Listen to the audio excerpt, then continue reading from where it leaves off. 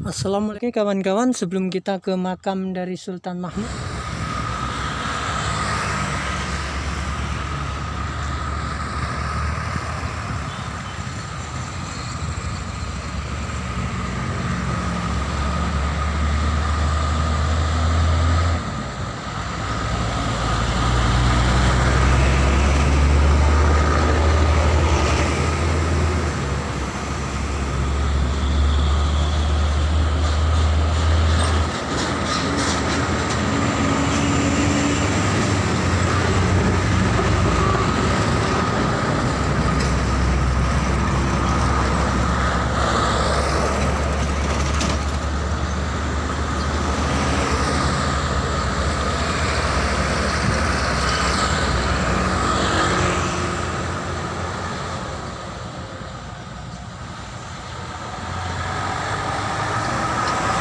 oke kawan-kawan, sebelum kita ke makam dari Sultan Mahmud, kita di sini ada sebuah prasasti ya. Namun ini adalah prasasti baru ya, dari Pondok Pesantren Nurul Mustafa Pasujudan Sunan Bonang ya. Dan dibuat prasasti di sini ya. Ini adalah prasasti yang penuh nasihat ya, yang isinya panggilan Kang Bening kagunganing kahanan jati, Kang ngilo kahananing jati, Kang dienggo ngilu. Menungso sejati ayang-ayange gumelaring jagat, angen-angene akeh menengi tresno marang kang paring urip lahir tumeka batin. Dedya weruh minangka padang ati ingkang buka ing hijabullah agaib, sasengkeran kang sinarung dumunung ing telenging batos. Rasa ing urip iku krana nomer pamuring sawujud, wujudullah sumrambah ing alam sakalir. Lir manis kelawan madu endi arane ing kono, samengko ingsun tutur dadine wis tanpa tuduh, mung kelawan wekasing bates. Lamung durung lugu aja wani ngaku-ngaku, entuk siku kang mengkono iku. Kena wenang muluk lamun wis melok, melok iku wis ilang sumelangi ati, amung kandel kumandel ngandel maring takdir. Iku den awas den emut den memet yen arsa momot. Pamating ujar iku kudu santosa ing budi teguh, sarta sabar tawakal legawa ing ati, trima lila ambek sadu weruh wekasaning dumados. Ya, itulah isi dari prasasti dari kampung santri ya. Wewales alas pasujudan. Ini prasasti yang dibuat oleh santri ya, di sebuah batu ya, yang itu artinya adalah sembunyikanlah kebaikan-kebaikanmu sebagaimana engkau menyembunyikan aibmu, sembunyikanlah amalan-amalanmu sebagaimana engkau menyembunyikan rapat-rapat dosamu. Tak usahlah menceritakan kepada dunia, karena hal itu akan mengikis keikhlasanmu. Tak perlulah melaporkannya kepada dunia, karena hal itu hanya akan menggugurkan pahalamu. Yang saleh pasti tahu bahwa malaikat raqib takkan salah mencatatnya meski tidak diceritakan. Yang salehah pasti paham bahwa Allah tak akan keliru membalasnya meski tidak diceritakan. Yang dikagumi terkadang tidak mengerti, yang dicintai terkadang tidak merasa, yang dirindukan terkadang tidak tahu, yang dikasihi terkadang menyakitkan perasaan, yang diinginkan terkadang tidak sesuai dan tidak sejalan, yang tidak disangka terkadang terjadi, yang kaya terkadang bisa jatuh miskin, yang dihina terkadang bisa jadi sangat sukses. Terkadang Allah Subhanahu wa Ta'ala memisahkan kita untuk supaya lebih maju dan lebih baik daripada sekarang, dan untuk menyelamatkan kita di dunia dan akhirat. Takdir adalah suatu misteri, tapi jika engkau takut kepada Allah dan mengikuti jalannya, maka yakinlah takdirmu itu indah, karena semua sesuai dengan kehendaknya dan hanya Dia yang bisa mengubah. Nah, itulah prasasti santri, sebuah nasihat yang sangat dalam ya kawan-kawan untuk kita resapi. Oke kawan-kawan, di perjalanan menuju makam Sultan Mahmud, kita disuguhi dengan pemandangan perbukitan yang indah ya. Ini tampak perbukitan dari KBA Kebon Harjo ya, perhutani ya. Begitu indah sekali, nampaknya hutan ini masih alami ya kawan-kawan. Hutan ini masih alami, belum terambah oleh manusia ya, oleh tangan-tangan jahil manusia ya. Ini masih alami dan memang sengaja ini dibuat oleh alami ya, dibuat natural, sedemikian alami, sedemikian rupa ya. Bukit-bukit ini ya nampak hijau, ini alami, dan ini adalah milik pemerintah ya, milik KPA Kebun Harjo Perhutani Kecamatan Lasem, Kabupaten Rembang ya. Masih nampak indah bukit-bukitnya ya, belum terambah oleh tangan-tangan manusia ya. Semoga saja alam ini akan tetap indah ya, seperti ini ya, tanpa ada campur tangan manusia yang merusak ya. Nah, ini seperti ini kawan-kawannya. Oke, kita ke sana kawan-kawan.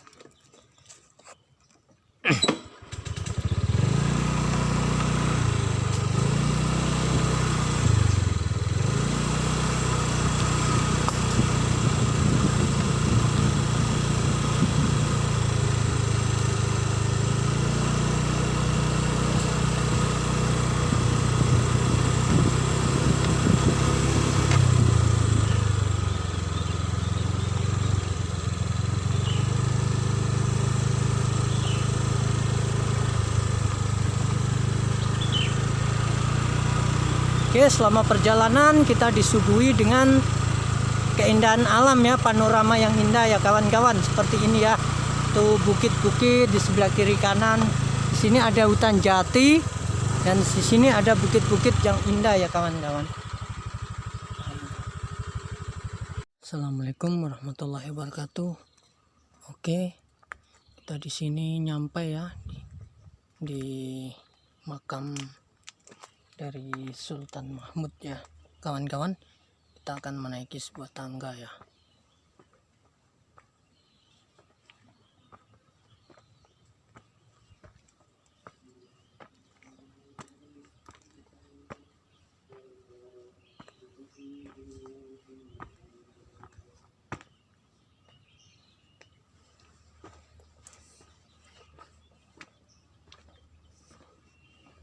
Itu saking Lasem. Lasem. Pak, ini ya itu ya makam Sultan Mahmud tuh ya. Oh, nggih. Panjenengan saking pundi? Sulang. Ya kula tak ngeksplor yen nggih. Piyambakan, Pak? Oke kawan-kawan, kita sudah berada di makam dari Sultan Mahmud ya. Ya sekitar sejauh 1 km dari Lasem ya kawan-kawan. Ini makamnya berada di tengah-tengah hutan, di tengah-tengah bukit perhutani milik dari KPH Kebun Harjo. Sebelum kita memasuki ke situs makamnya, kita akan melihat-lihat dulu keadaan situasi di area makam.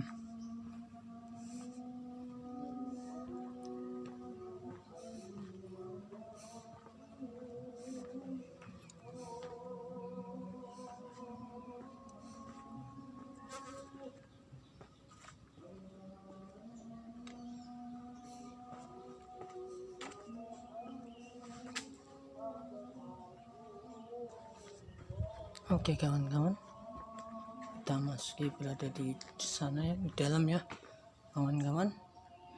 Assalamualaikum warahmatullah. Assalamualaikum. Dan ini adalah makam beliau ya kawan-kawan. Ini adalah makam dari Sultan Mahmud ya. Beliau dimakamkan berdampingan bersama istrinya ya, yaitu beliau Siti Asiyah ya kawan-kawan. Beliau dimakamkan di sini dan ini adalah makamnya ya kawan-kawan. Oke, yang perlu kawan-kawan ketahui ya dalam sejarahnya ya kawan-kawan,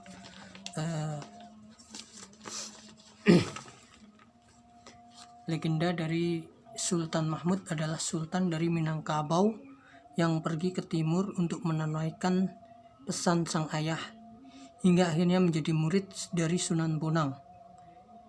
Di kawasan hutan petak 1A RPH Kajar BKPH Gunung Lasem, Perhutani KPH Kebon Harjo atau masuk wilayah Desa Binangun, Kecamatan Lasem, Kabupaten Rembang.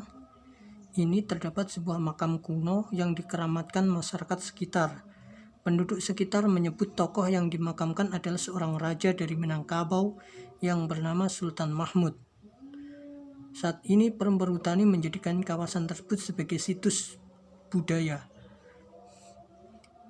Kemudian yang jadi pertanyaan adalah, siapakah Sultan Mahmud itu? Sultan Mahmud adalah putra raja dari Minangkabau. Beliau yang sudah memberikan pesan kepada putranya Sultan Mahmud untuk membuka kotak setelah sang ayah meninggal atau wafat. Setelah beberapa tahun kemudian sang ayah wafat. Kemudian Sultan Mahmud teringat pesan dari mendiang sang ayah untuk membuka isi kotak tersebut, yang ternyata isinya adalah sebuah kitab. Namun ternyata kitab tersebut tidak bisa dibaca, dan setelah diminta kepada segenap orang-orang pandai di kerajaan, tak ada satupun yang mampu menerjemahkannya. Hal ini membuat Sultan penasaran, gundah karena belum mampu melaksanakan perintah sang ayah. Sultan Mahmud pun terus berdoa kepada Yang Maha Kuasa. Tidak berapa lama, beliau mendapat petunjuk di dalam mimpinya. Dikatakannya bahwa yang mampu dan bisa menerjemahkannya dalam mimpinya, sang sultan harus pergi ke arah timur di pesisir utara tanah Jawa. Maka beliau bersama patihnya berlayar ke arah timur sesuai dengan petunjuk mimpinya. Setelah sampainya di wilayah Kesultanan Banten, ditujukanlah kitab tersebut. Tetapi tak ada yang bisa menerjemahkan isinya. Begitu pula ketika berlabuh di Kesultanan Cirebon, hasilnya nihil. Kemudian Sultan melanjutkan perjalanan terus ke arah timur. Namun malang di Laut Jawa yang kapalnya dihantam badai dan tenggelam, semua isinya hilang. Beruntung sang Sultan dan patihnya selamat dan terdampar di tepi Laut Bonang. Di tengah kebingungan yang melanda, Sultan bertemu dengan seorang yang sedang mencari ikan. Sultan berceritakan apa yang terjadi yang dialaminya. Kemudian atas bantuan pencari ikan itu, sang Sultan diajaknya untuk bertemu dengan beliau Sunan Bonang dan mengantar di kediamannya yang di depannya ada pohon kemuning. Sultan Mahmud diterima oleh Sunan Bonang. Setelah mendengarkan cerita dari sang Sultan, Sunan Bonang menunjukkan benda dari dalam kepis atau tempat ikan, sambil menunjukkan sesuatu apa betul itu kitab yang sang Sultan maksud. Ternyata benar, kitab itu adalah kitab yang hilang bersama dengan kapalnya yang diterjang badai. Singkat cerita, dengan bantuan Sunan Bonang, kitab tersebut diterjemahkan dan dipelajari oleh Sultan Mahmud. Hari berganti, bulan pun berganti tahun. Sultan Mahmud sudah menjadi murid atau santri dari beliau Sunan Bonang. Dalam rentan waktu yang cukup lama, sang Sultan memerintahkan kepada patihnya untuk menjemput istrinya yang bernama Siti Asiyah di Minangkabau, Sumatera Barat untuk dibawa ke tanah Jawa. Dan beliau sampai akhirnya mengabdi kepada Sunan Bonang. Sampai akhir hayatnya beliau dimakamkan di desa Jeruk ini, di Binangun, Kecamatan Lasem, Kabupaten Rembang. Oke, sebelumnya kita akan berkirim doa dulu kepada beliau. Al-Fatihah. A'udzubillahi minasyaitonirrajim. Bismillahirrahmanirrahim. Alhamdulillahirabbil alamin arrahmanirrahim maliki yaumiddin. Iyyaka na'budu wa iyyaka nasta'in ihdinas siratal mustaqim siratal ladzina an'amta 'alaihim ghairil maghdubi 'alaihim waladdallin. Amin. Rabbil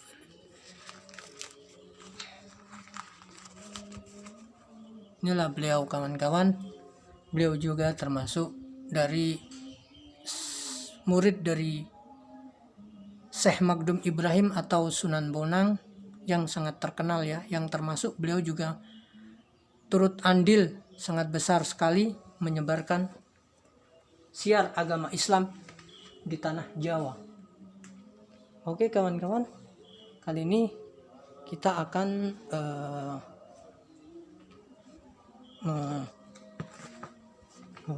wawancara kepada seorang ibu ya yang ada di sana yang kawan-kawan. Semoga ibu tersebut bisa mengerti tentang sejarah cerita dari beliau ini, Sultan Mahmud.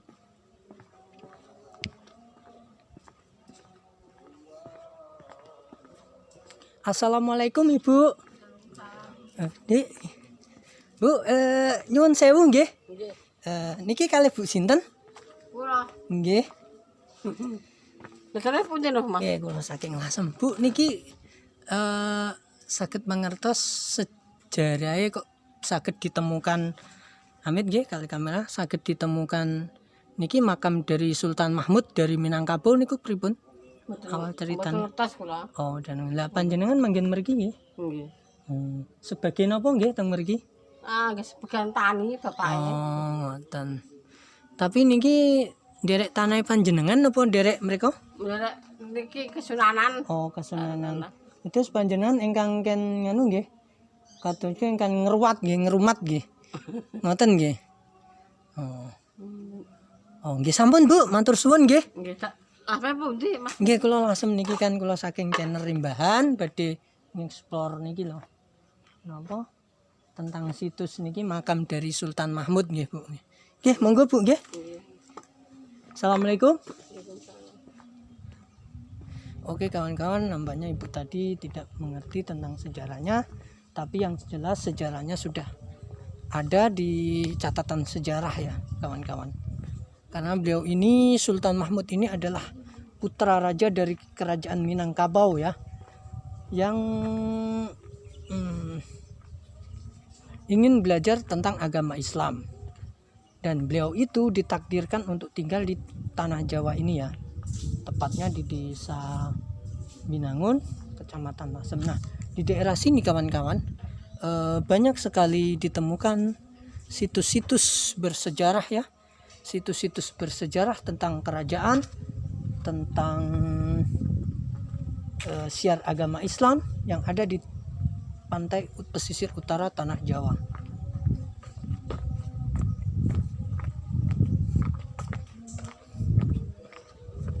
Mas, enggak?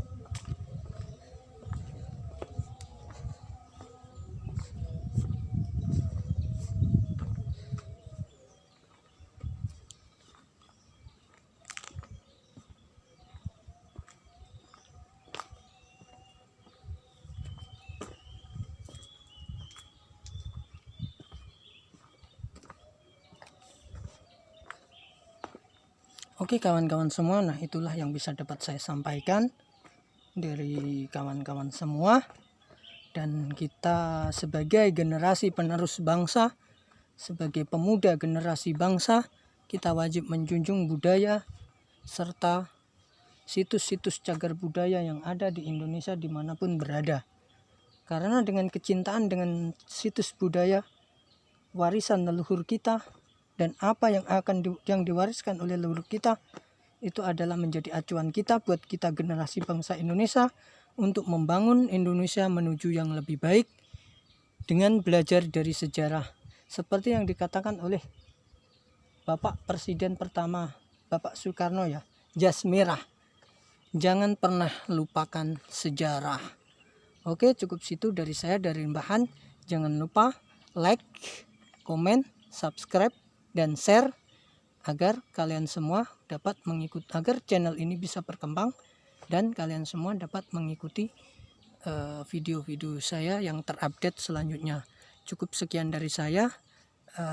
Apabila ada kesalahan, ada kata-kata, saya mohon maaf yang sebesar-besarnya. Assalamualaikum warahmatullahi wabarakatuh.